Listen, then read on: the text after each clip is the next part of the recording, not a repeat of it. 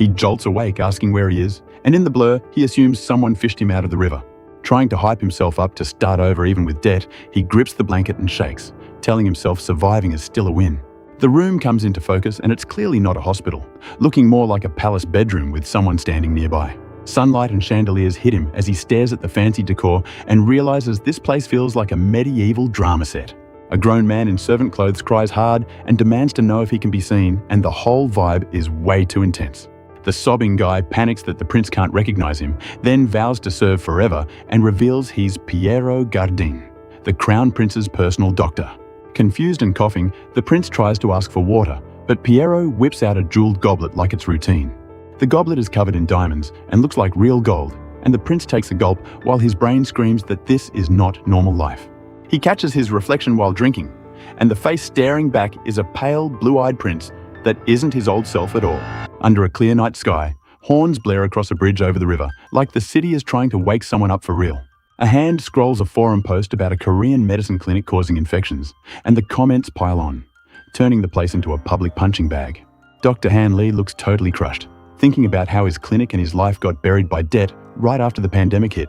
Standing alone on the bridge, he rants about the rising confirmed cases tied to his clinic and the online posts dragging him non-stop. Still trying to justify himself, he loses his footing and trips at the worst possible moment.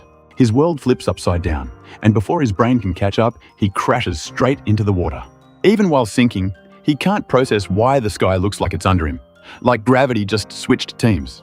In the dark water, bubbles rise as his thoughts drift back, and his hand reaches toward the light like he's already regretting everything. He realizes too late that an ordinary Korean medicine doctor is about to become something way stranger than he ever imagined. A glowing system screen appears, explaining an HP system that grows through organ donations, but his current HP reads as 0. Spitting in shock, Han Lee freaks out that he's being called Your Highness and insists that face can't be his. He freezes, then a title drop hits. This body is Lachiel Adria Magentano from the novel Emperor of the Runeblade. Back in his old life, he remembers reading that web novel, and now he's staring at the exact character he thought was just fiction. Still unsure if he's dreaming, he tells Piero to speak freely, then asks for a slap to prove this is real. When Piero refuses, he slaps himself hard, and the sting lands like a reality check straight to the soul. He doubles over in pain while Piero watches in panic, not knowing what kind of prince asks for self-inflicted face checks. Accepting it's not a dream, he lights up with the wild thought that he's actually the crown prince from the novel. Then his old worries return, remembering his real-world debt, right before the story reminds him how life collapsed after the clinic failed. The memory fades into a heavy stare, and the prince's eyes close as if he's bracing for bad news again.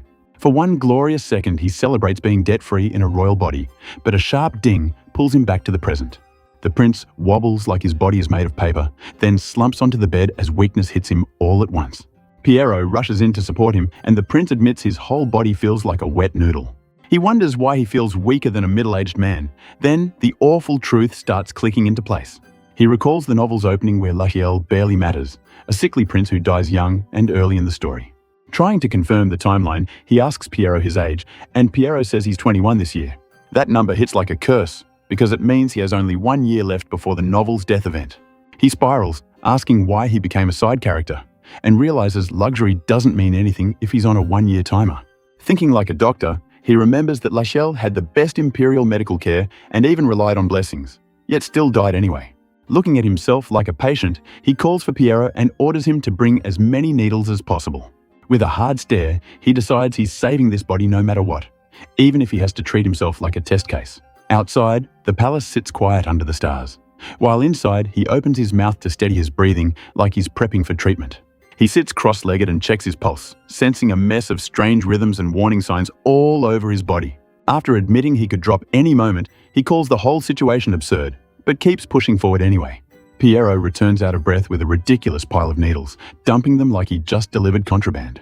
Staring at the pile, the prince notes these things are closer to baseball bats than needles, but he still picks one up. Piero nervously asks what he plans to do with them, clearly expecting anything except what comes next. With a calm smile, the prince says he's going to poke his body, and Piero grabs his leg like his life depends on stopping him. Tears streaming, Piero begs him not to harm himself, ranting about royal bloodlines while the prince looks tired of the drama. He shuts Piero down and insists he knows what he's doing, standing firm with a needle in hand like a stubborn pro. He tests the needle over a candle flame, then tells Piero to trust him completely from now on. Piero stares at the needle with pure fear, then closes his eyes like he's praying this doesn't end in disaster. Accepting the order, Piero bows and agrees to follow, while the prince shrugs it off and starts getting ready. Promising there'll be no regrets, he strips down and lies flat, deciding the first needle has to stabilize his breathing.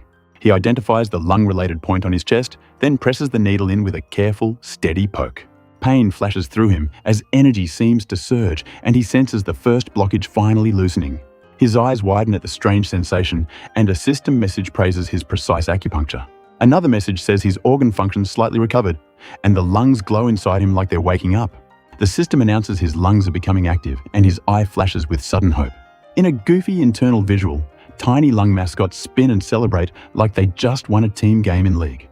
Which is weird because that's supposed to destroy your sanity. The lungs give him a thumbs up and donate a chunk of HP, updating his current HP to a solid 100. He stares at the floating HP display in disbelief, wondering why his organs are acting like cute mascots while he's fighting for his life. Lachille jolts awake in his fancy room, staring at a glowing screen like it just spawned out of nowhere. Still half confused, he swipes at the floating window like it's a phone, trying to figure out what it does. Across the room, Piero freezes up and calls him out with full servant panic, like his prince is glitching in real life.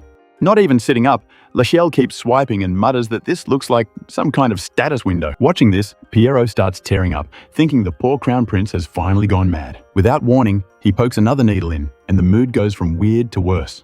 The needle is pushed in deeper, and you can almost feel the sharp sting. A system message pops up, praising the exact acupoint hit like this is a tutorial. Another message claims the tight pressure in his chest is easing up little by little. More needles get jabbed in along his arm, and his body reacts with a hard throb. Lachille winces and admits it hurts way more than he expected. Nearby, Piero basically prays for Lachille's sanity and safety while the room feels like it's spiraling. The same desperate prayer continues, with Piero looking like he's about to lose it too. Lachille lies there dead-eyed for a moment, processing how insane this whole situation is. Then he decides to stop overthinking and just continue the treatment he started. In a diagram, Lachille thinks how the needles keep landing on a chain of points, as if he's following a strict route. A new system notice compliments his technique, claiming he's hitting every right spot. Another notice jokes that his lungs feel like they're relaxing on massage chairs. Inside his body, the lungs are shown like two lazy blobs melting into comfort. Back in bed, Lachille complains that he needs that comfy feeling himself and wonders why no bonus health showed up earlier. He targets one last point to stimulate, setting up something called the Sosang point. A ding confirms the acupuncture for his left lung meridian is done, and the scene suddenly shifts like stage lights turned on. A hand snaps into view under bright lights, like someone is about to perform. A foot steps down with perfect timing, as if the body itself is gearing up to dance. Two cheerful blonde figures pop out like internal organs personified, celebrating that the lungs are partying now. The lung duo starts tap dancing hard, and the noise is so wild it wakes up someone else nearby. The same loud dance keeps going, pounding the room with non-stop chaos. Even more tap dance explosions fill the space, like the lungs refuse to chill. A red-haired guy lying down looks dead tired and annoyed, thinking the racket has gone too far. A system message claims the tap rhythm has now stirred up the large intestine too. The dancing pair pauses, noticing something huge is about to shove its way in. A furious worker storms in, demanding to know who's making all this noise. With a dramatic reveal, the guy earlier shows up in ridiculous gear, acting like this is his stage now. The intestine crew joins the chaos, and suddenly the dancers are all holding needles like they're in a weird medical idol show. And yeah, this is only canon inside Lachille's head. Another system notice says the large intestine is wiggling along to the rhythm. Lachille stares in shock, not understanding why his insides are throwing a concert. Then the system finally pays out, saying the lungs and large intestine donated a big chunk of HP. His current HP total updates, showing he's sitting on a solid pool now. Realizing even the large intestine joined the lungs, Lachille's eyes sharpen as he senses something bigger coming. A message explains he has enough HP to unlock skills, and the unlocked options will match what he already knows. Lachille imagines fantasy powers like sword waves and fire blasts, basically begging for something cool. He slams yes immediately, like any anime fan would when the skill menu appears. The system opens the list of unlockable skills for him to choose from. Lachille stares at the glowing panel, calm and focused, like he's picking a life or death upgrade. The list shows practical medical skills, and it's clear this system wants him to play doctor, not warrior. He laughs to himself, saying these options are basically his daily work anyway. The story shifts tone, reminding us that every treatment starts the same way, with a real diagnosis. In a serious flashback, director Han Lee emphasizes that without proper diagnosis, treatment is pointless. Back to the menu, Lachiel selects the skill for taking a pulse. The system confirms the pulse skill unlock, costs most of his HP, and leaves him almost drained. A bright message says his knowledge and experience are being converted into a usable skill. The pulse skill description appears, promising a report that summarizes the patient's condition. Lachiel decides he should use it right away, figuring the report will tell him what he's really dealing with.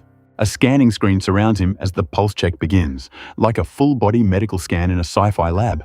The report identifies the patient as Lachiel Adria Magentano and rates his health as absolute trash. Then the bomb drops. His projected lifespan is only about 3 months, and he freaks out. Clutching his head, he admits the situation is literally killing him, and the diagnosis confirms he's terminally ill.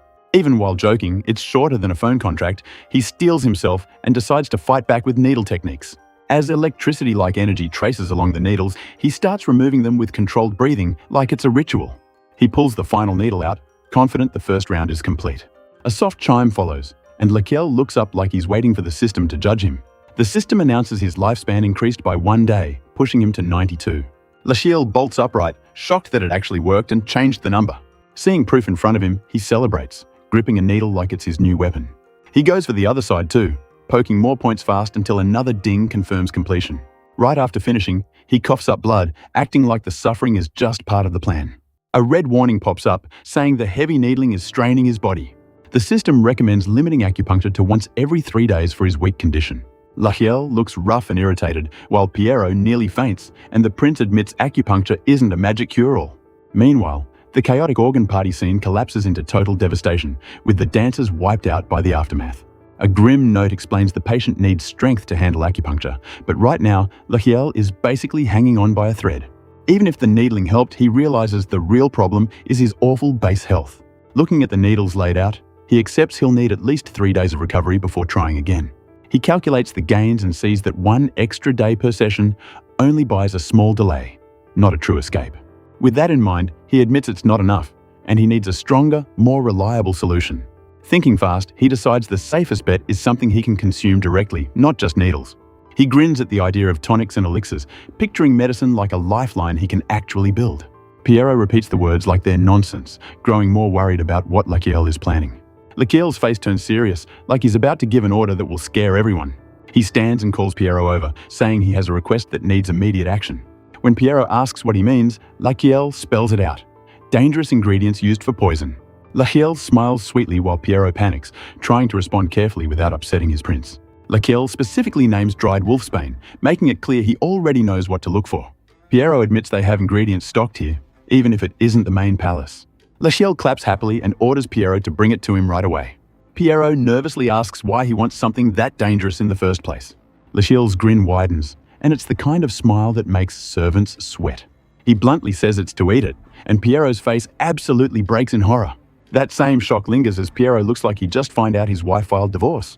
Lachiel points toward the storehouse, telling him to head down there right now. Outside the palace at night, the rain pours down, setting the mood like a dark turning point. Piero drops to his knees, begging him not to do it, refusing to help poison his own master. Lachiel explains it's not the S-word but treatment, then gives Piero only a few minutes to fetch it. Piero cries while Lachiel threatens punishment if he disobeys, forcing the servant into action. Lachiel exhales, thinking threats won't work well on Piero, and he needs a smarter way to convince him. A visual explains there are 2 types of wolfsbane roots, but either way the compounds can stop the heart, which is the nightmare Piero fears. The same warning lingers, driving home that this herb is deadly if handled wrong. Lachiel keeps talking with confidence, saying Piero is right about the danger, but there's a method to it. With bright casual energy, he claims he knows how to control and neutralize the toxicity. He explains it simply. He can turn a poisonous herb into something medicinal through proper processing. Piero gulps, asking what on earth that poison could be turned into.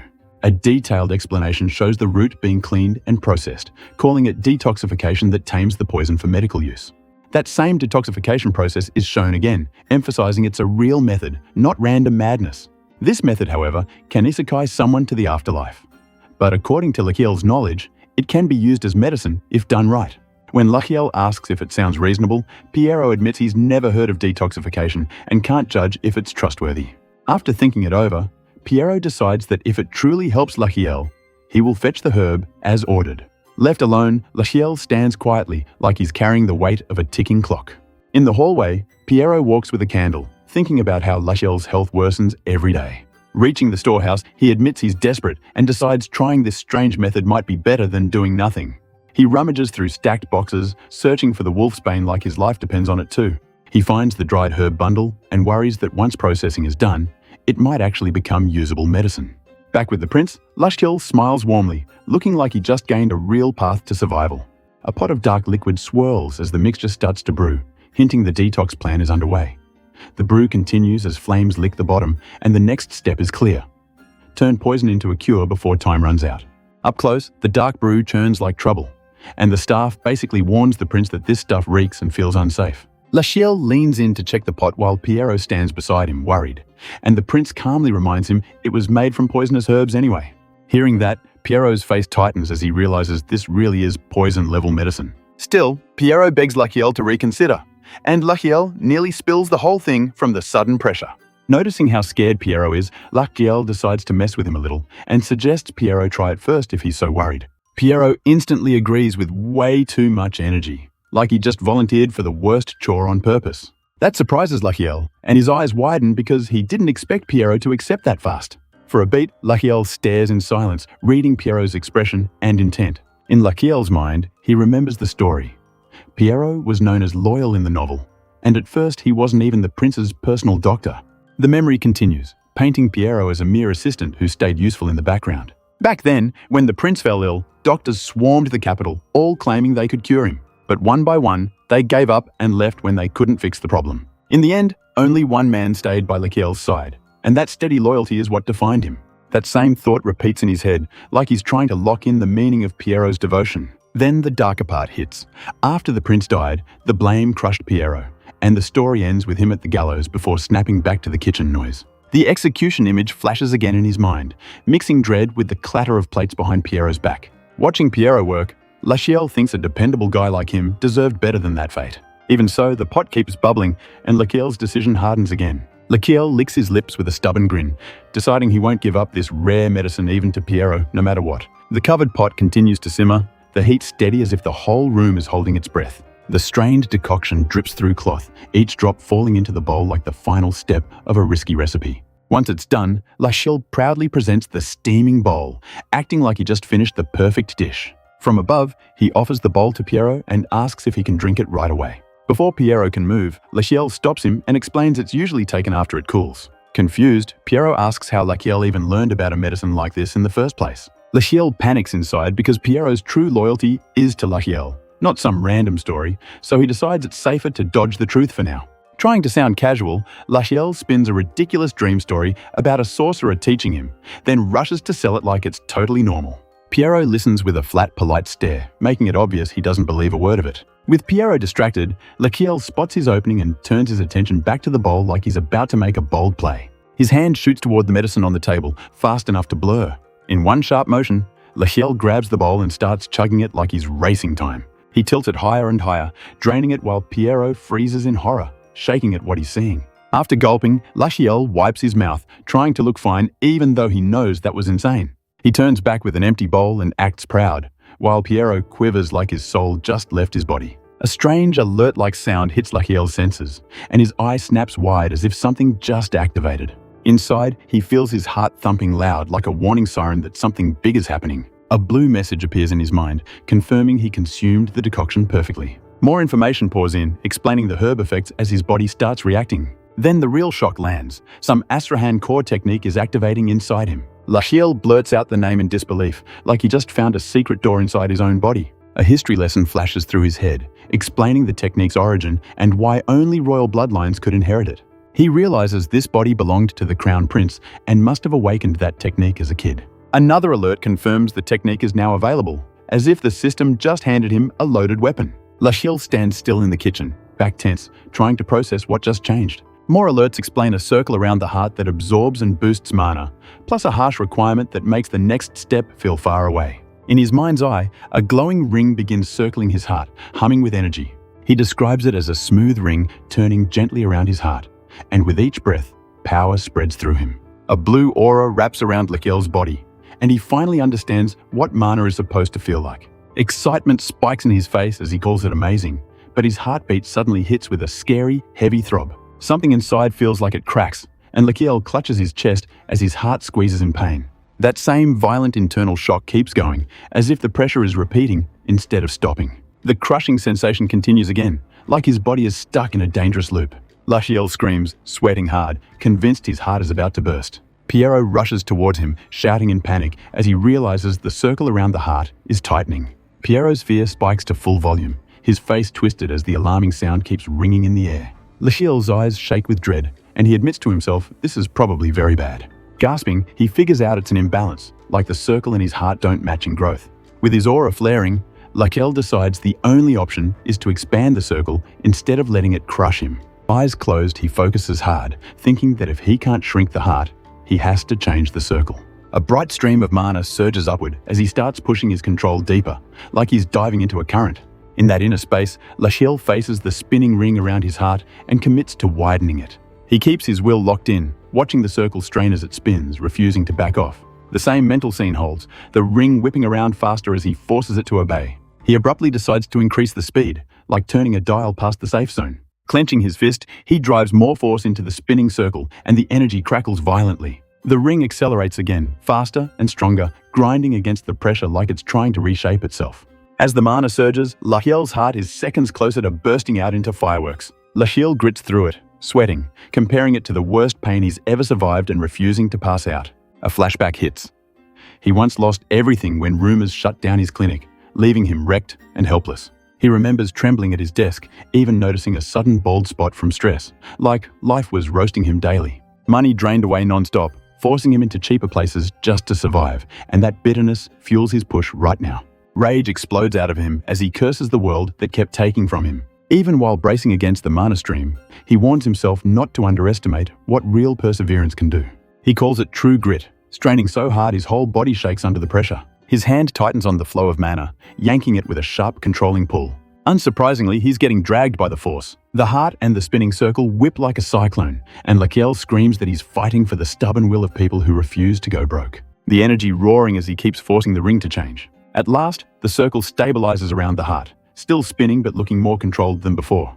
The strain hits his body anyway, and his footing wobbles like his legs are about to give out. Back in the kitchen, Lakiel drops to the floor and Piero lunges toward him, terrified. Panting hard, Lakiel looks up in shock, still sweaty but clearly still alive. A final alert appears, explaining that as the stimulation becomes smoother, the heart begins to wake up.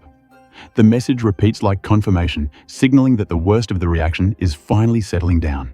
In the quiet kitchen, herbs and bottles are laid out like a little lab, but the mood is already sour and someone groans in frustration.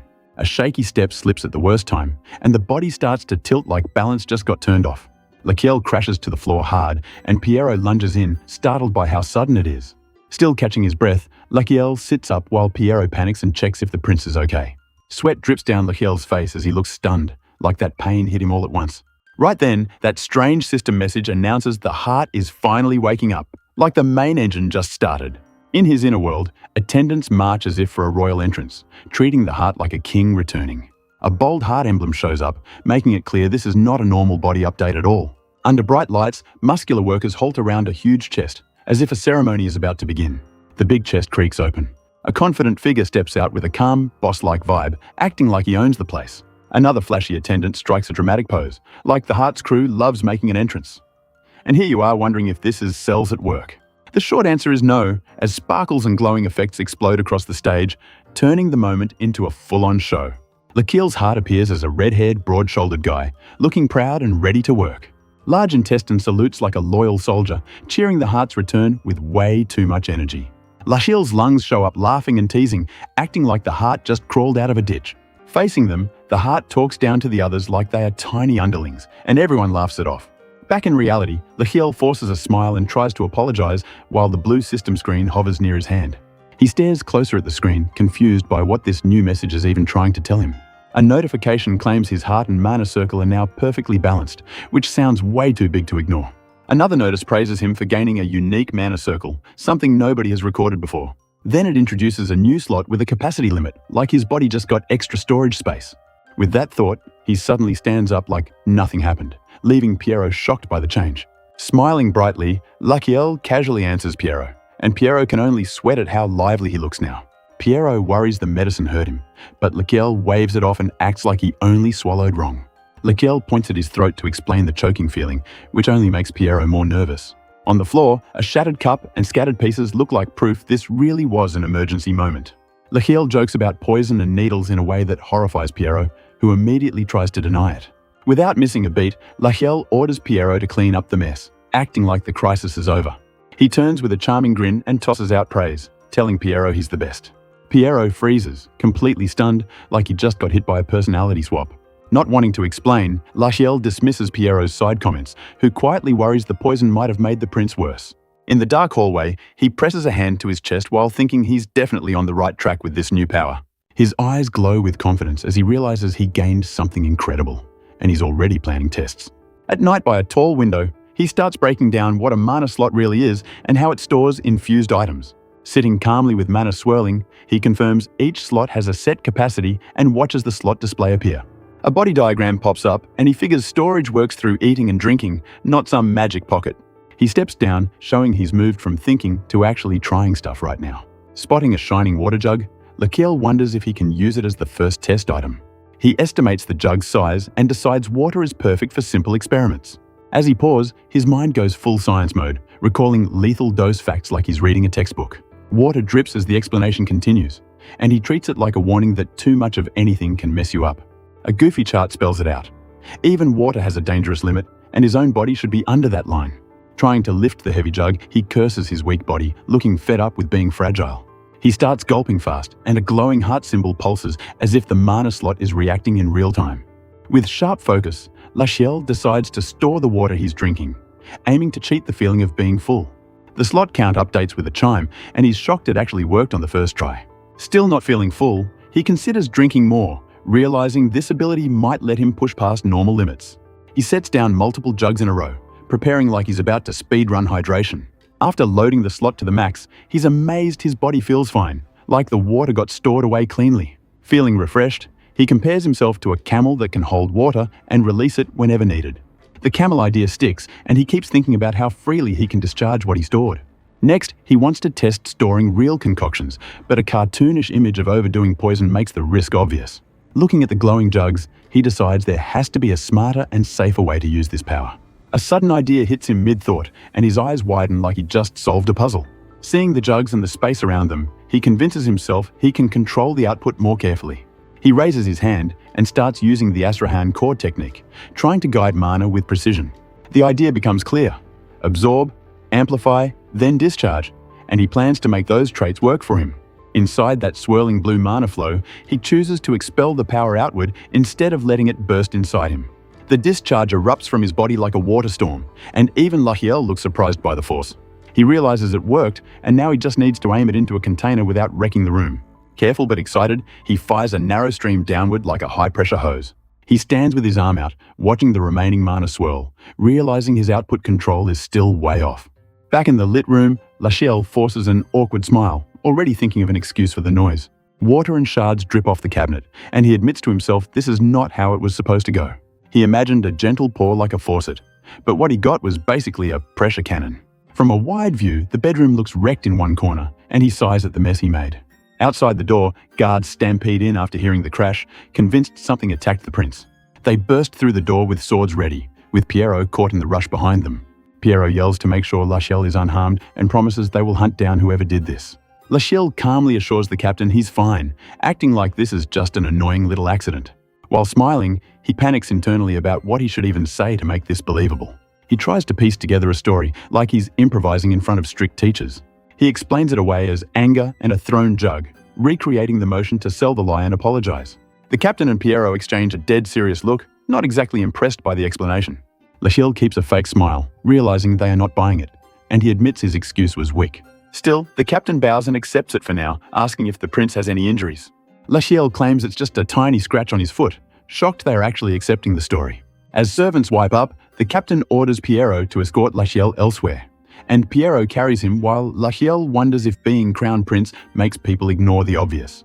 Even as the cleanup continues, that same thought hangs over him, because the whole scene feels too easy to cover up. In the new room, Pierrot bows and tells Laquelle to rest well, treating him with careful respect. Lachiel relaxes into the bed and thinks royalty really does come with perks, then casually sends Pierrot off too. Left alone in the quiet, he starts replaying what happened, wanting to understand the mana surge better. In his memory, mana surged near the heart, raced down his arm, amplified, and blasted out through his hand like a chain reaction.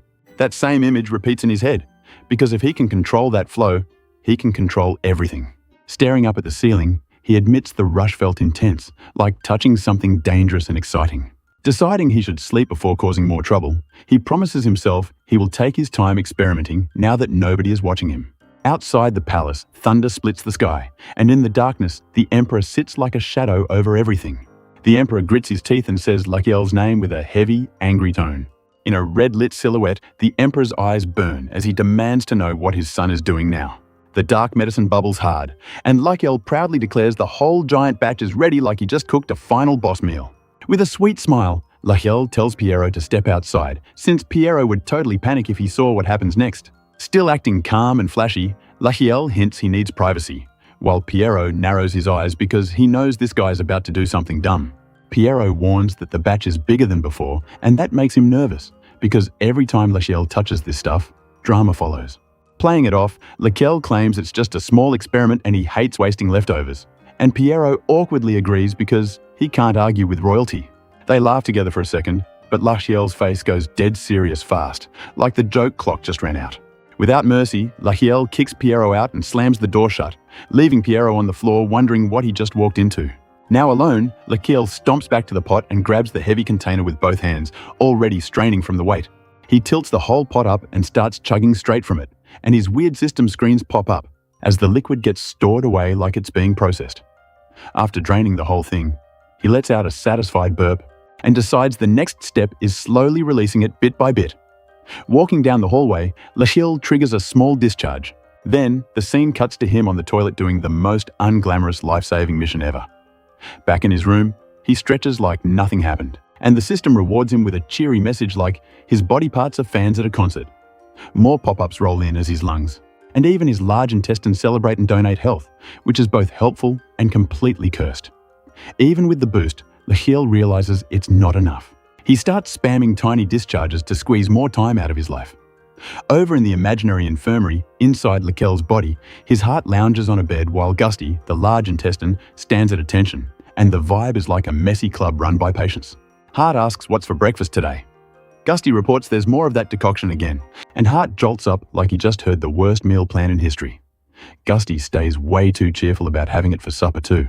But a harsh system warning hits Lachiel, saying his internal organs are sick of this plan. Obviously, he's sick of their complaints too. Another discharge notification flashes. And at breakfast, a maid pours tea while Lachiel eats like a noble, pretending his life isn't on a countdown.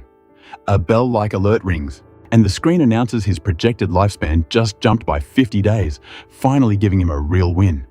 Lachiel stands up hyped. But the sudden move startles the maid so badly she fumbles the cup and panics.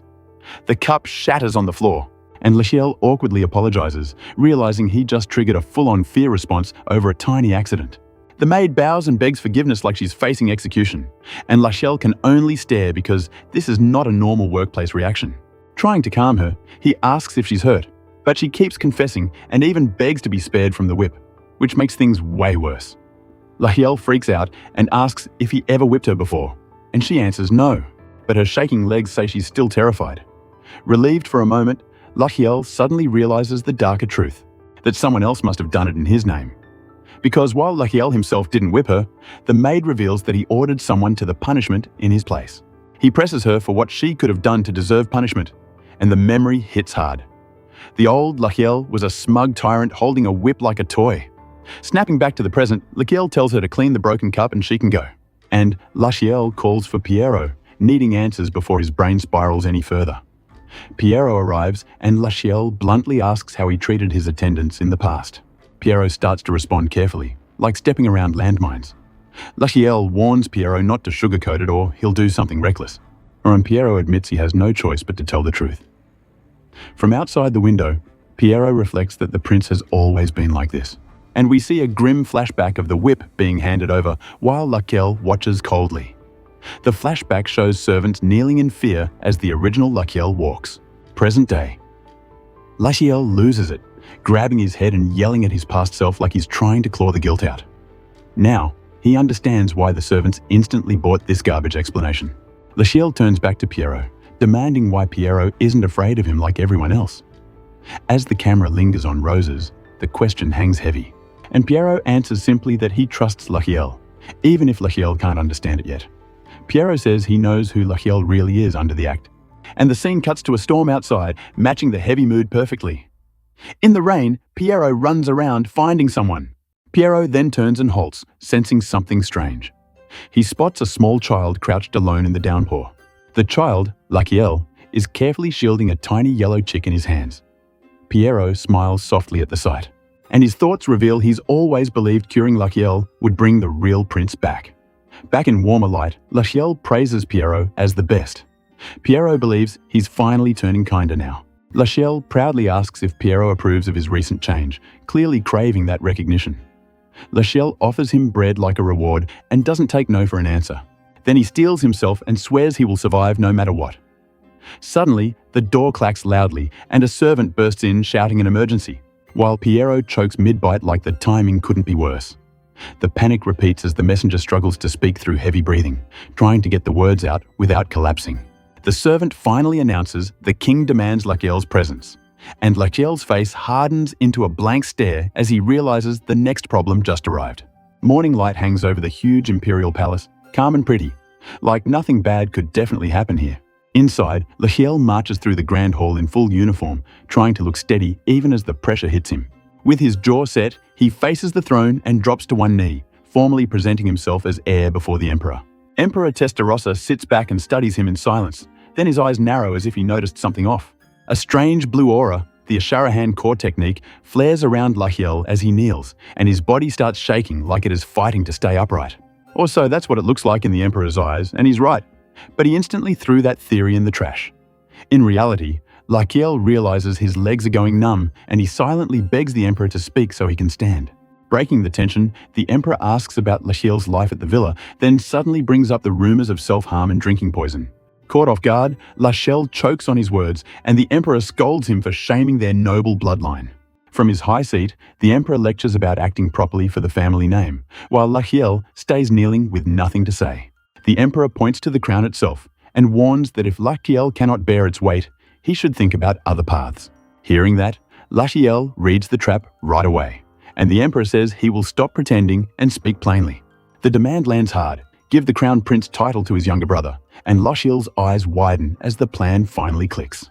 After a short pause, Lachiel apologizes in a polite way, then smiles and refuses the order outright. The emperor's hand clenches on the throne, and he springs up in anger, shocked that Lachiel would deny him. Lachiel stays firm, knowing the emperor can force the transfer anyway, and he realizes this offer was meant to corner him into looking obedient. As the pressure builds, Lachiel sees the bigger picture. The emperor wants the public to frame it as a wise older brother stepping aside for a better younger one. In Lachiel's mind, it becomes a whole stage show, with people clapping while the emperor turns a power grab into a clean story, cleaner than Rent Your Girlfriend. Lachiel admits the emperor has long hated his weak health, and he can tell the old man is getting anxious and impatient.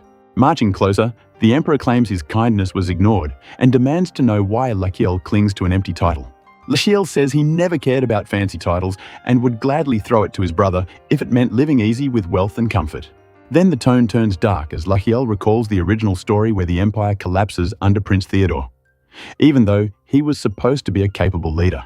With war on the horizon, Lachiel decides Theodore is wrong for the chaos ahead, and he swears to stop that future from happening. Standing at last, Lachiel admits he is frail but sharp, saying the crown prince title matters less than protecting the empire and their house.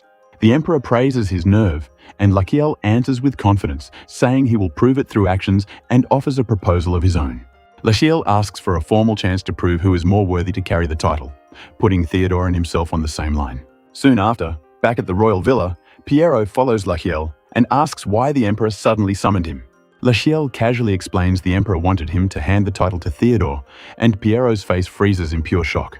Waving it off, Lachiel says he rejected it, but then admits he also challenged his brother to a duel, acting way too proud about it. Lachiel turns and finds Pierrot literally packing to run, and even though Lachiel is mad, the panic feels kind of fair.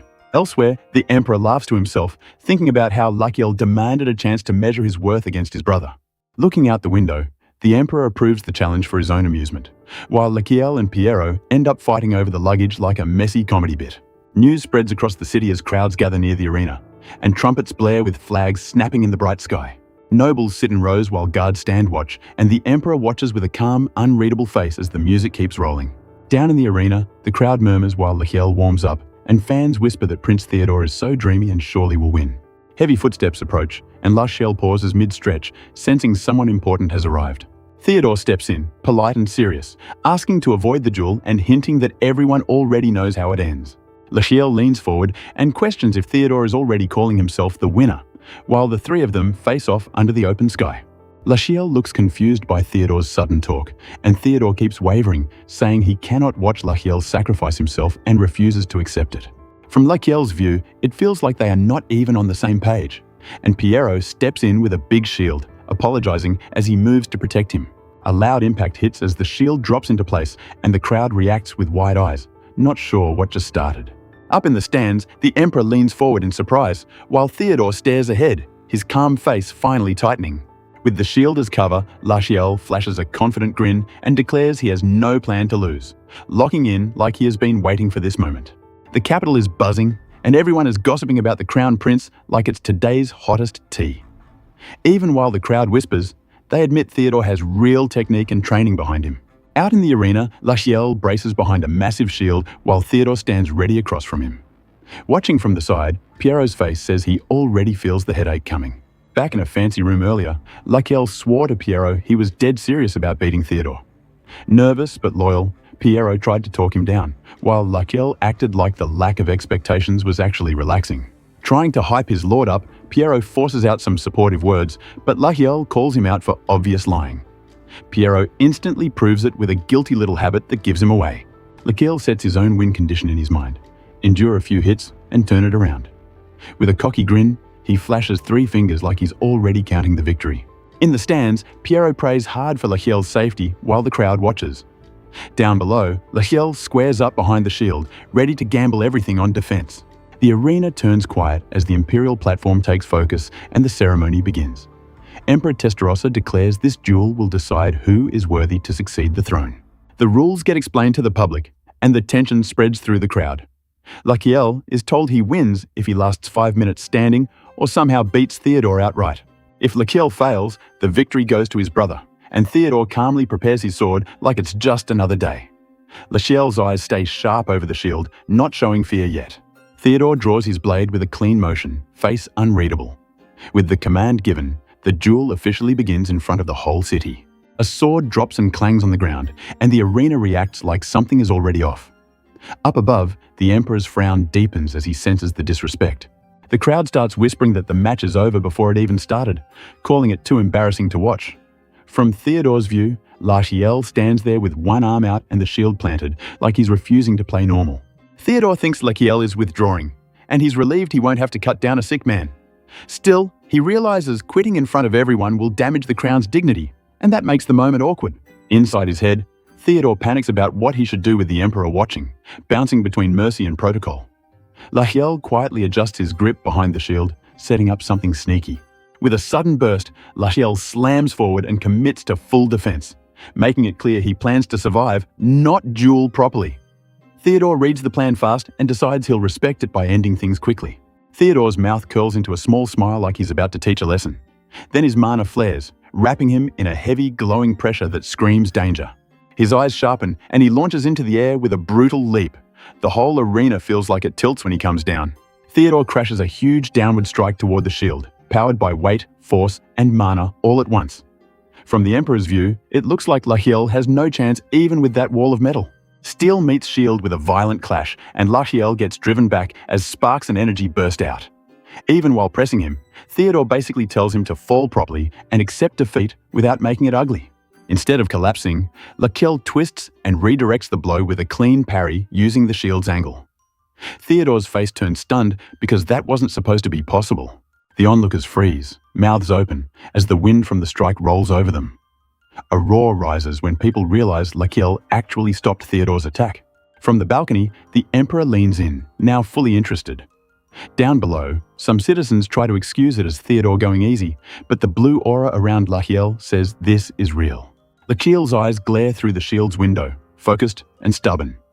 Theodore watches him closely and realizes this wasn't luck, yet he tells himself it changes nothing. Grinding his teeth, Theodore tightens his grip and pours in more power, swinging down again with a savage arc. The hit lands hard, and Lachiel can't hide the pain anymore. Red mana crackles along Theodore's blade as it bites into the pressure battle at the shield's edge. Lachiel's face tightens, while Theodore's eyes widen at how much resistance he's still getting. The impact blasts Lachiel backward across the arena like he's getting launched by a cannon, yet he keeps hold of the shield. Piero screams from the stands, terrified that this is the moment everything breaks. Skidding to a stop, Lachiel steadies himself, but his head pounds like crazy. His hand starts trembling, going numb from blocking hits that should have shattered him. In his mind, Lachiel compares this to the rough jobs he survived in another life, forcing himself to endure. Even as the shield slides and spins away, Theodore watches in disbelief at how Lachiel still refuses to drop. The two clash again in a storm of red and blue, trading pressure as Lachiel's defense starts cutting into Theodore's rhythm. Theodore openly acknowledges the performance, shocked at Lachiel's insane mana absorption. Lachiel grins like the struggle is feeding his confidence. Convinced this only makes things easier for him, Theodore answers with a serious face, demanding to know what Lachiel did to prepare for something this unnatural. Both brothers shout their intent through sheer will, and Theodore vows to finish it with a final strike. He launches upward again, gathering everything for a decisive blow. The next impact explodes like thunder, shaking the whole space around them. Lachiel braces and declares all his brutal training was for this exact moment, refusing to be moved. A weird cutaway shows the chaotic helpers behind Lachiel's prep, like the whole plan was stitched together by a loud, messy crew. Then he credits the court blacksmith, the guy who forged this special shield that can even handle this madness. Another memory flashes of him chugging from a bottle, like the last ingredient in this plan was pure questionable courage. The flashback reveals Lachiel downing an ultra-brutal cocktail made for him, the kind of thing that screams bad idea. A system-like message pops up in his head about activating a discharge ability, and Lachiel sets the output without hesitation. Instantly, energy erupts as a measured blast, making the moment feel like a trap finally springing. The recoil throws both fighters into the air in a spiraling swirl of blue and red, tangled in mid-air momentum. Theodore stumbles on landing, losing balance for the first time. The crowd stares in total shock, realizing the Crown Prince can actually be pushed around. On the balcony, the Emperor and his aide look tense and alert.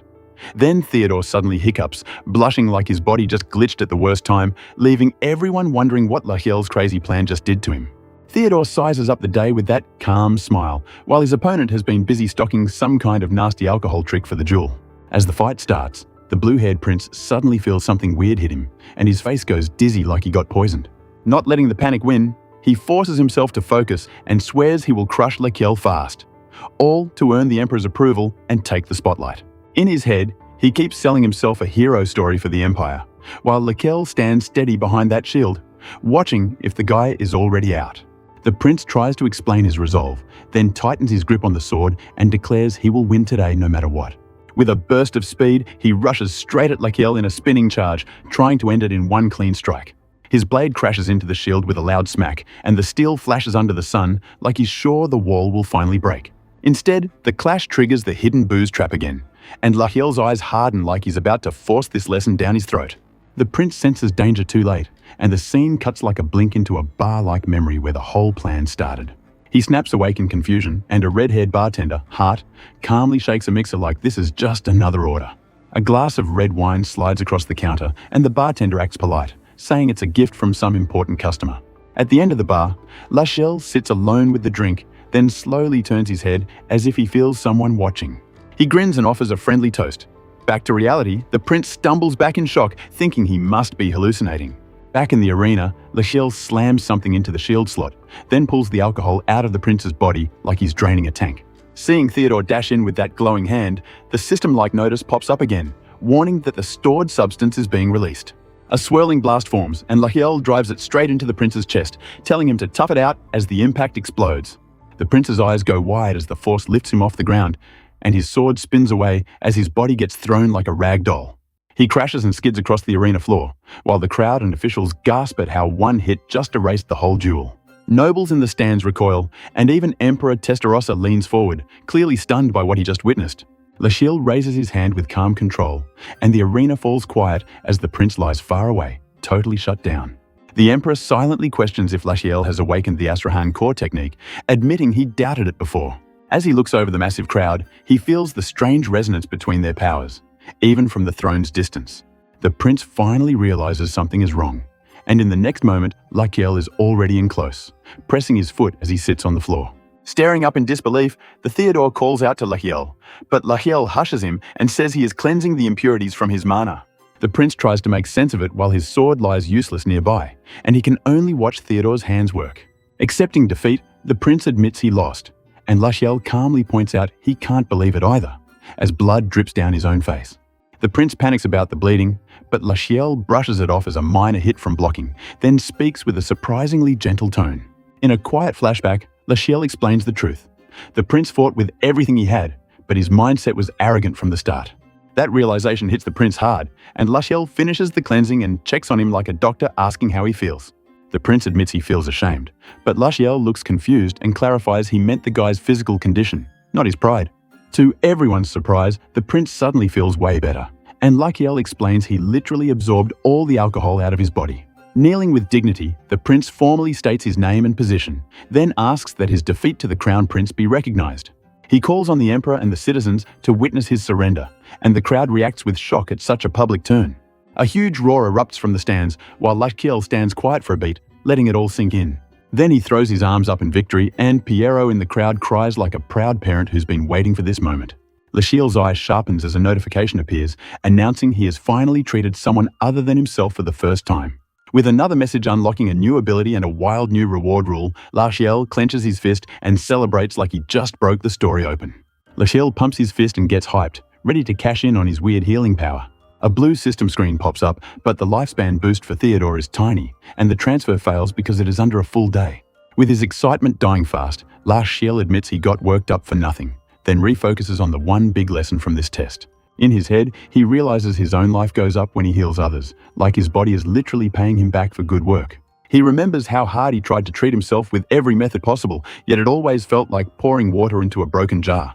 Still, Lachiel smirks, convinced that phase is done and he is finally moving forward. Out in the palace yard, the emperor stops him cold and demands to know if he used the Astrahan core technique in the duel, and Lachiel admits he did. When the emperor asks how he pulled it off, Lachiel dodges and basically says even he cannot explain it, which only makes the emperor more suspicious. Keeping his head down, Lachiel confirms again, even while thinking he cannot confess the truth about how he gained this power. The emperor claims he carved the technique into Lachiel from birth, praises him for surviving his weak body, but still warns that Lachiel has disturbed both his plans and his peace. With the mood turning sharp, Lachiel offers a stiff apology and silently tells the old man to pick a side already.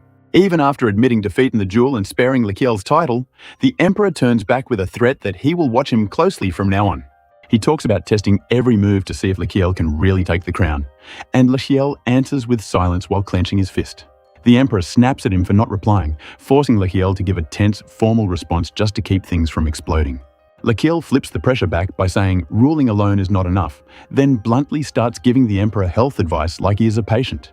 In front of everyone, he tells the emperor to eat more vegetables and quit smoking, and the emperor stares like he cannot believe what he is hearing.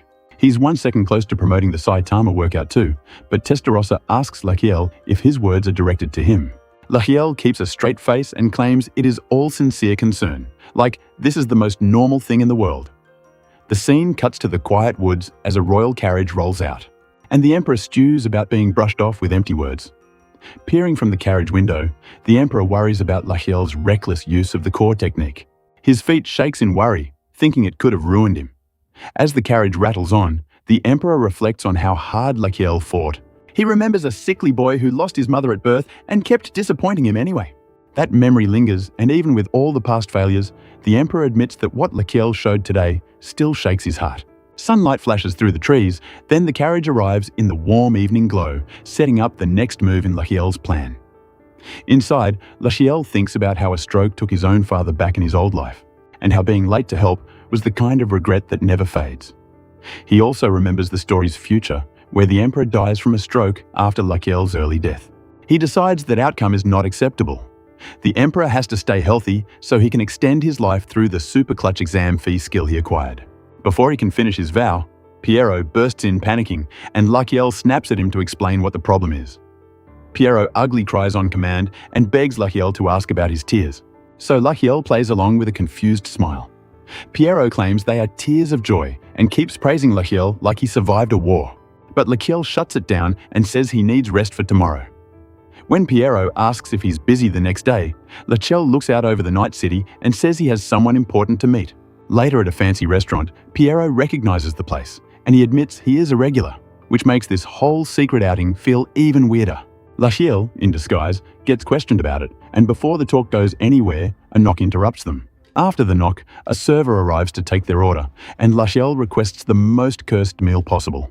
He then adds a bizarre drink request while insisting he wants to dine until morning. Piero is absolutely confused what he's even saying, but the waitress tells them to follow her.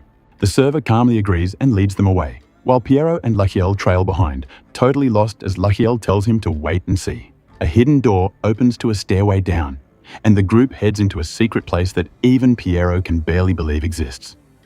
Watching Lachiel move with confidence, Piero wonders how he even knows this spot. Meanwhile, Lachiel relaxes because it matches the novel's setting perfectly. Going deeper in a spiral stairwell, Piero asks what this place is and why they came. The aide blurts out it is for collecting fat examination fees before realizing Lachiel has gone quiet. Lachiel says he is searching for a man named Demian. When they reach a heavy door, Lachiel pushes it open. The door reveals an underground arena with fighters below. 2 fighters are currently on it, and people are basically betting their whole life savings. Piero freezes at the sight of blood marks on the walls. Shaken, Piero asks where they are, and Lachiel casually calls it the underbelly, like this is just another stop on a tour. Scanning the pit, they try to spot Demian, but instead they notice a huge brute and briefly panic that he might be the guy. Lachiel immediately says that is not him, and then a nearby gate clunks open, drawing their attention to someone finally arriving. Footsteps echo closer, and Lachiel grins like they have been waiting a long time for this exact moment. A wounded swordsman steps into the light, and the narration makes it clear this is the real hero at the center of the story. He introduces himself as Damien Cayen, and with his cloak whipping behind him, he walks in like trouble and purpose wrapped together. Out of the smoke and red light, a lone swordsman walks in like the story just picked its main character. Up close, the arena's star is revealed as Damien Cayen, calm-faced and dead serious. Down in the pit, the crowd screams his name while a referee and a fighter brace for the main event.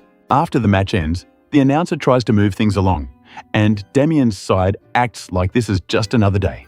With a paper in hand and a mic up, the announcer hypes the room even harder. All the spotlight talk paints Damien as a blade prodigy, then teases a special challenger stepping up.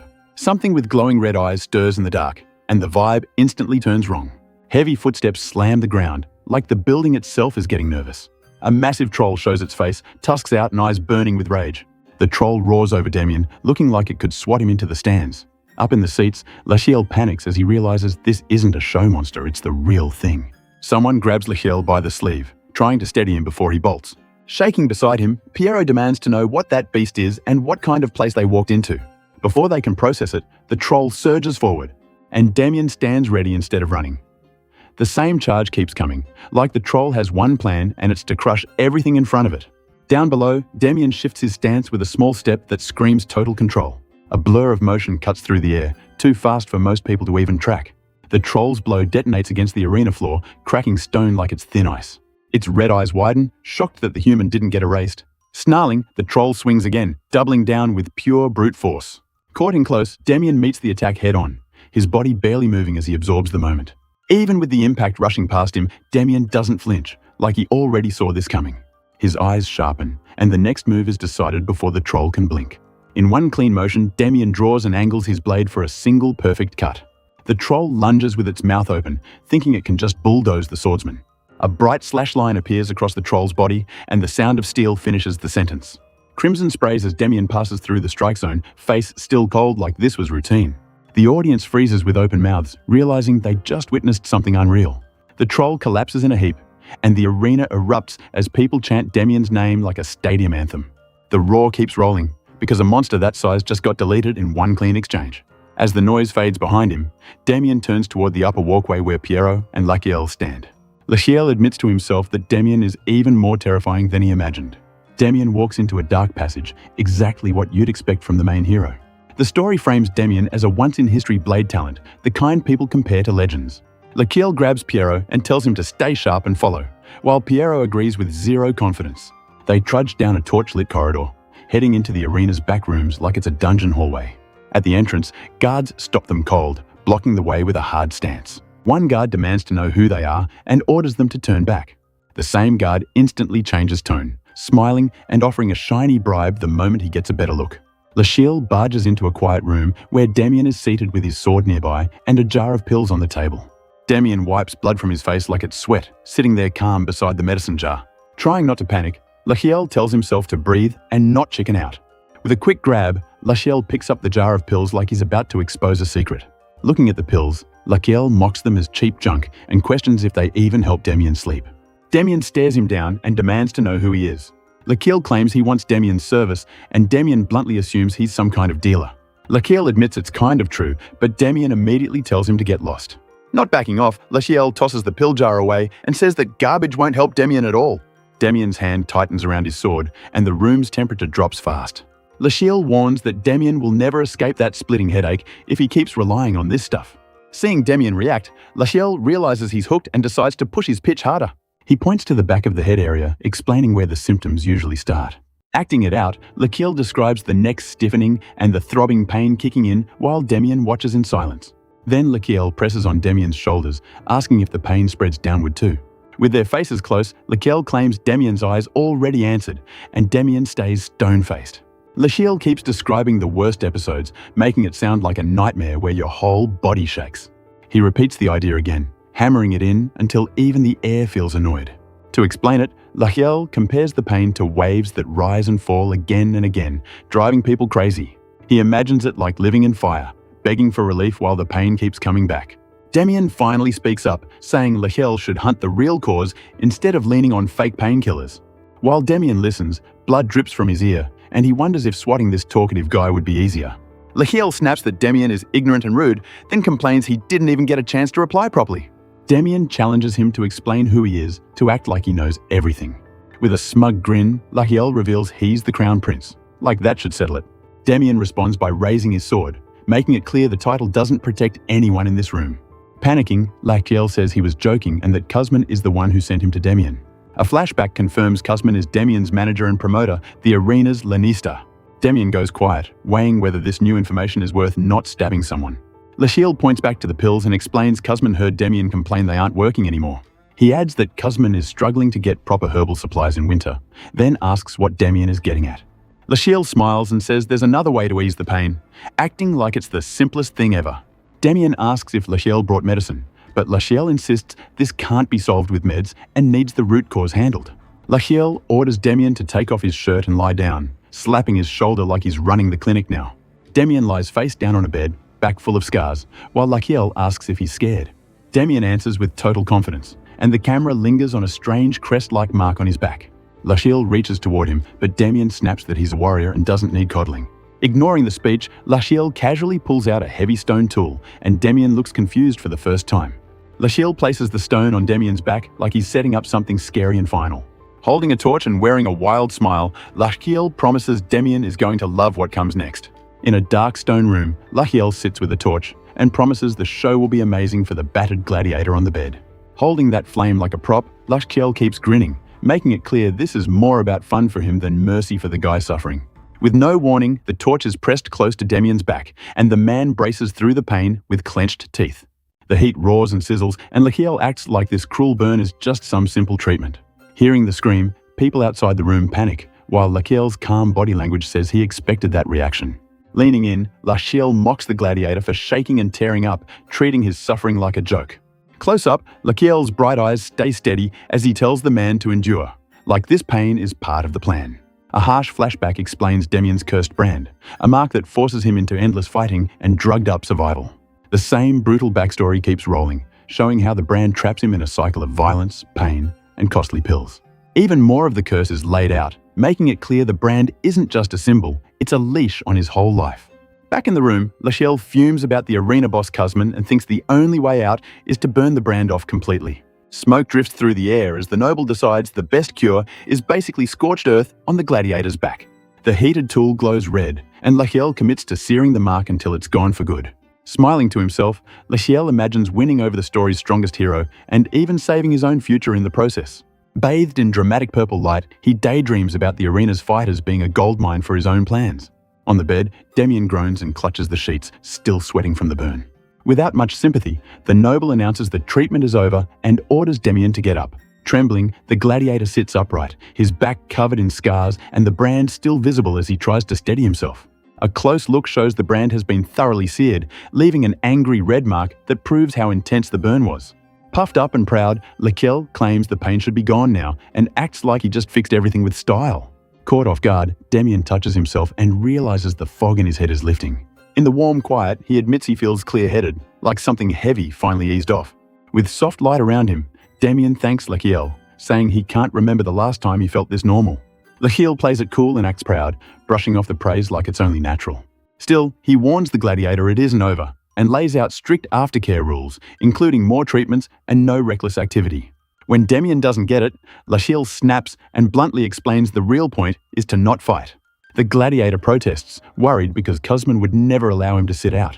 His fist tightens, showing he knows how dangerous it is to disobey the arena's control. Then, Lachiel drops a shocking promise, saying he can make it happen without the gladiator stepping into the ring. Demian stares, stunned by the confidence and the strange power behind those words. Suspicious now, the gladiator asks who this man really is and requests his name with respect. Lachiel declares he already said it and boldly claims he's the crown prince, leaving the room awkwardly silent. That crown prince act hangs in the air, and the distance makes the whole claim feel questionable. Trying to stay polite, the gladiator says he understands the secrecy, even though he clearly doesn't believe the act. Clearing his throat, Lachiel switches back to business and tells Demian to follow his orders exactly. Up close, he warns that whatever happens in the arena tonight, the gladiator must not run and must stay in the room. Demian looks confused, like he's being told rules without getting the reason. Lachiel shuts down questions hard, basically commanding obedience and cutting off any debate. Turning away, Lachiel repeats that staying put is the safest option, then heads out like he's already planned the next move. Glancing back, he says this is the only way they can meet again, leaving the gladiator with a bad feeling. Demian stays silent, his face half hidden, weighing the order and the strange kindness mixed with control. In the end, he kneels and agrees, choosing obedience over risking a bigger mess. Outside the room, Lachiel walks with Piero, and the aide nervously asks why he bothered with such a weird treatment. Piero points out the place feels shady and unsafe, like the kind of venue that gets people off-screened quietly. Lachiel brushes it off and tells Piero to focus, saying he needs help with something important. With a calm face, he describes a target. A burly, black-haired man with a ponytail and narrow, phoenix-like eyes. Down in the arena, the crowd cheers wildly, the noise rolling like thunder through the building. The scene shifts to a busy bar area where drinkers lounge and staff work under warm lamps. Scanning faces, Piero repeats the description in his head, trying to spot that ponytail and those sharp eyes. Suddenly he freezes, like he just saw someone who matches perfectly. Turning back to Lachiel, Piero reports he found the man, and Lachiel's attention snaps into focus. Leaning in, Lachiel studies the ponytailed brute holding a mug, thinking he looks like the novel's illustration come to life. With a sly smile, Lachiel slides into the seat across from the man to confirm it himself. The ponytailed man gives a nasty glare that screams trouble, like he's used to getting his way. Sitting casually, Lachiel asks if the man is Kuzman, testing him with a direct hit. Kuzman denies it with a hard stare, acting annoyed and already hostile. The noble keeps pushing, saying Kuzman must at least know Demian, and sets up a bigger question. From Kuzman's view, Lachiel says he wants to buy Demian and talks money, contracts, and the cost of pills. Kuzman grins and names a huge price, acting like only royalty could even think about paying it. Lachiel immediately claims that's fine because he is the crown prince, and Kuzman bursts out laughing at him. Still laughing, Kuzman insults him and calls the whole thing a scam, wearing that cruel grin like armor. The table goes cold as Lachiel calmly asks if Kuzman is accusing him of fraud, not even raising his voice. Kuzman slams the table and tells him to get lost if he isn't serious, but Lachiel stays composed and shifts his weight like he's done playing nice. As Lachiel's hand drops from the table edge, Kuzman watches carefully, sensing something is off. Kuzman thinks it's the first time he's seen this blonde around here, and that unfamiliarity makes him suspicious. Somewhere close, fingers snap sharply, like a signal that starts the real plan. Kuzman's underling leans in to report, and Kuzman orders him to investigate the skinny blonde who tried to pull a fast one. Walking away, Lakiel tells Piero to look into Kuzman and check if he's tied to the arena or another master pulling strings. Kuzman gives darker orders, telling his man to squeeze info out of the blonde and dump the body in the river afterward if needed. The threat hangs heavy, showing Kuzman treats this like routine cleanup once he gets what he wants. An hour later, a door slams open, the sound cutting through the bar's noise like a warning bell. Kuzman flinches and swears, startled by the sudden interruption as he grabs his mug and looks ready to explode. Boots scrape fast across the floor, rushing in with urgency like someone just sprinted through trouble. From above, Kuzman's underling crashes down bloody and limp, hitting the floor hard like he got wrecked in seconds. The body stays sprawled there, making it obvious this wasn't a bar fight, it was an execution-level beatdown. Kuzman shouts in shock at what happened, panic mixing with anger as he looks over the mess. The doors creak wider, and armored guards march in behind Lakiel, flipping the power in the room instantly. With one hand, the blonde adjusts his hair like he owns the place, totally calm while Kuzman spirals. Then he pulls out a shining royal badge, the kind that ends arguments before they start.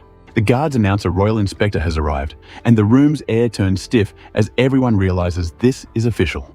Lakiel removes his disguise and steps forward with the badge in hand, smiling like the real authority just entered the story. Caught on the spot, Piero gets nervous and admits he has never been followed before, sweating through the panic. As expected, Lakiel thinks Kuzman is the kind of guy who will stalk any small threat. From the shadows, a man watches them leave. Keeping his distance, the watcher stays hidden, unaware that Lakiel has already sensed him. Lakiel remembers how he baited Kuzman on purpose by meeting him and pushing his buttons. Kuzman's underling quietly draws a blade, convinced his target has been doing exactly what he expected. With no time to react, the underling turns and bumps into a towering knight, still gripping his weapon. Staring down at him, the armored guard glares like he just caught a rat in the kitchen.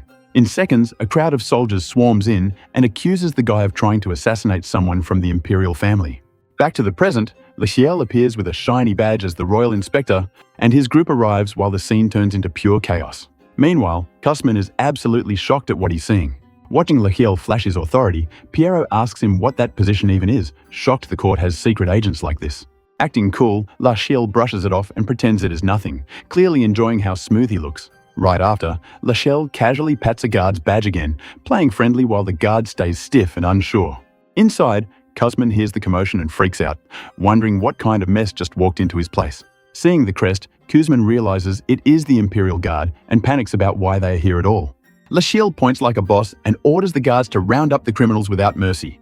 Even worse, Kuzman hears that they were told not to let the ponytailed guy escape, meaning he is the main target. Without hesitation, the guards charge in, and Lakiel stays calm while Kuzman's hideout gets stormed. From the doorway, Piero watches in awe as the plan unfolds perfectly, thinking the Crown Prince has changed a lot lately. As more thugs get dragged out, Piero keeps staring, realizing this is a full cleanup, not a simple arrest. Looking at the captured men, Piero thinks Lakiel is dragging vermin out of the shadows for good. While a thug yells about the Empire, Lakiel just claps and smiles, treating the whole thing like a show. Still clapping, Lakiel praises the guards like pros and laughs at the idea that he is handing out extra lifespan like it is a gift basket. Kuzman slips to a side door and tries to sneak away, but Lakiel's voice follows him, taunting him for running. With his back to the wall, Kuzman calls out for whoever is hunting him, knowing he is finished if they catch him. He bolts down a hall at full speed, footsteps pounding as he searches for anywhere to hide. Breathing hard, Kuzman rages that the Crown Prince makes no sense and wonders why he is trying to buy Demian. After turning a corner, Kuzman decides he has to lay low and disappear for a while. The next second, a door flies open with a loud crash, killing any hope of escape. Cornered, Kuzman finds swords aimed at him, and Lakiel grins because he predicted Kuzman would come here. With the guards closing in, Kuzman's eyes shake as he realizes he has been led like a dog on a leash. In front of him is Lakiel, who basically predicted that Kuzman will run all the way here. Winning the bet, Lakiel casually demands a huge payment from Piero, and Piero looks like his wallet just got stabbed. Kuzman clenches his teeth and thinks nothing about this situation makes sense anymore. In the storage room lined with barrels, Lakiel mocks Kuzman for trying to understand and failing badly. Shrugging like it is simple, Lakiel explains he believes in honest trade, especially when it comes to medicine. With a cold look, Lakiel says he hates people who cheat others out of their meds, and Kuzman starts worrying about what that means. Pointing out the numbers, Lakiel reveals he checked the cost of Demian's painkillers, including the debt Kuzman owes. Kuzman's fist trembles as he accuses Lakiel of rejecting the deal with disrespect, not because of fairness. Snapping, Kuzman swings a weapon down toward Lakiel, refusing to believe a single word of it. Before the strike lands, a guard's punch smashes Kuzman in the face, stopping him dead. His blade spins away and clatters across the floor, useless now. Dragged down by force, Kuzman gets slammed to the ground while guards surround Lakil like a wall. Groaning, Kuzman tries to lift himself, but crossed swords pin him in place. A guard warns him to stay still, making it clear one wrong move will end badly. Kuzman stares with wild eyes and realizes he has no choice left, his mind racing for a last trick. At that moment, something drops and rolls away from his mouth area, hinting he had a hidden capsule ready. Kuzman's teeth crunch as he bites down hard, committing to the backup plan. The capsule is revealed as a timed bomb set to explode in 5 seconds, built to turn the room into a nightmare. Kuzman imagines the toxic blast paralyzing everyone, and he plans to survive just long enough to run and kill the prince. In his head, he repeats the same desperate plan, betting everything on slipping away in the chaos. Even as the countdown closes in, Kuzman keeps clinging to the idea that the poison will save him and doom everyone else. Smirking, Kuzman starts counting down, convinced this is a perfect plan and that 5 seconds is all he needs. The numbers keep dropping, and Kuzman forces himself to stay calm while his breathing turns heavy. Right as he reaches the last beats, Lakiel suddenly clamps a hand over Kuzman's mouth, blocking him from spitting anything out. Leaning in with a creepy smile, Lakiel teases Kuzman for trying to spit, showing he saw the trick coming. The capsule goes off anyway, Kuzman's body starts going numb, and Lakiel watches him collapse and drool as paralysis hits. Fighting the numbness, Kuzman tells himself he needs the antidote if he wants to live. A hand moves fast, snatching something away before Kuzman can reach it. He reaches for his pocket inside, finding the antidote for the pill he gulped down. Just then, Lakiel puts his hand inside Kuzman's shirt to get the antidote himself. In Lakiel's fingers, a small bottle of green liquid appears, the antidote Kuzman was counting on. Holding it up like a trophy, Lakiel says he knows what Kuzman is thinking, while Kuzman stares in horror and trembles. Without rushing, Lakiel pops the cap open, making the moment feel even crueler. Kuzman's face twists in panic as the paralysis spreads and he realizes he has been completely outplayed. Kuzman begs with his eyes and shakes, but Lakiel basically tells him to stay quiet and accept it. Then Lakiel tilts the bottle and gulps the antidote down, and Kuzman can only watch and hate him for it. The last of the liquid is drained with a quick motion, leaving Kuzman with nothing. To finish the flex, Lakiel keeps drinking with that same calm smile, while Kuzman can only lie there and suffer.